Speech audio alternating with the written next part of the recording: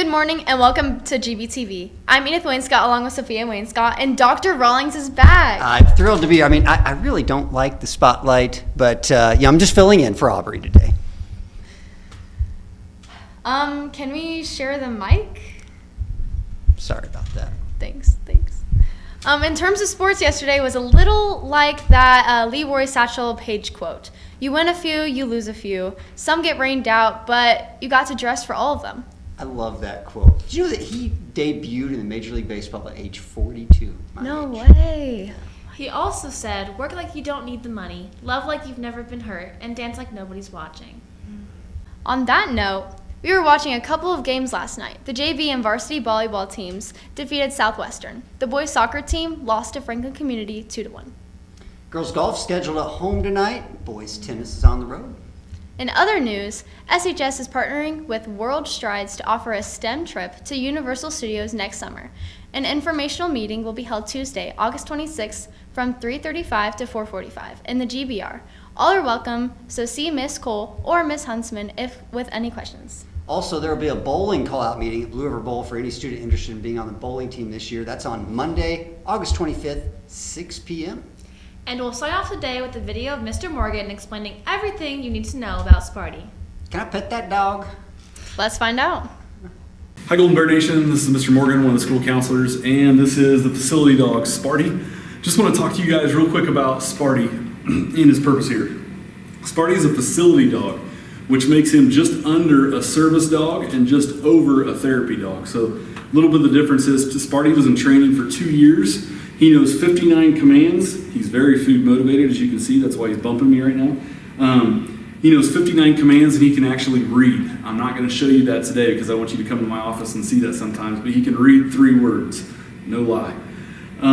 Sparty's job here at school is to help cheer kids up, and when kids are dysregulated, to help them regulate, which means if they're upset, to help calm them down, to help them get back to where they can learn, go back to class and learn, and deal with whatever's going on.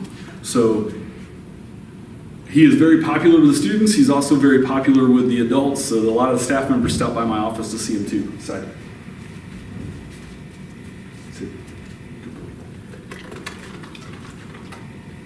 So yeah, Sparty knows almost 60 commands, very smart dog. The only reason he wasn't a service dog is because he ate a tug rope, and they had to do a surgery on him. And so if you were a service dog and you have to be able to take like socks off of somebody in a wheelchair. So like he knows that command. I can tell him to take my socks off. If I was sitting down, he would do that. The problem is he would maybe eat those socks if it was a person in a wheelchair. They wouldn't be able to get him away from him. So that's why he failed out of service dog training. Some tips on how to interact with Sparty. Sparty sometimes does not like his head touched, which I'm sure some of you guys can relate to. If I came up to you and wanted to touch your head, you'd be like, what are you doing? Why are you messing with my head? So sometimes he's a little funny about that. It doesn't mean he doesn't want to be petted. He just doesn't want his head touched. So you can always pet him behind the collar. You can always pet him anywhere back here. He likes to be petted. He wants a treat right now. Side. Sit. Down. The other thing is we are very strict on diet. So ICANN is the organization that we purchased the dog from. He is ours. He's kind of on probationary status right now because we have to maintain good health for him. So what that means is we have to maintain weight for him. He is not allowed any people food. So if you see him in the hallway, don't give him a treat. Don't think it's cool to give him a chip or anything like that. I have the treats. If you want to give him a treat for something, you can ask. You should always ask to pet him. So, hey, can I pet your dog? Yes or no? The other day, somebody asked me during the fire drill, can I pet your dog? No, that's not the appropriate time to pet the dog because we have stuff to do. Sit. So if you want to give him a treat, I can give him a treat. The other thing I ask is if you guys drop like candy or food on the floor or whatever, whether it be in the cafeteria or in the hallways, please pick it up because he is like a vacuum cleaner in the hallway. He will eat it, and I don't want him to get sick. So I want to make sure that if you guys can pick up after that, that'd be great. If you don't have time, if you're on the way to class, just tell somebody. Down. Just tell somebody that you dropped something so we can get it cleaned up. I just don't want him getting sick.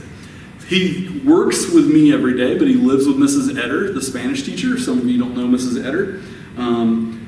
So if you ever have any questions, he knows a little bit of Spanish because Mrs. Edders taught him a little bit of Spanish, but he knows most of his commands are just English, not in Spanish. So Sparty is a full-blooded yellow Labrador Retriever. When we got him from ICANN, they only work with Labrador Retrievers and Golden Retrievers. Visit. Good. Yes. But I'll show you just some quick tricks so you guys know that he's fun to be around. He does some cool stuff. Sit.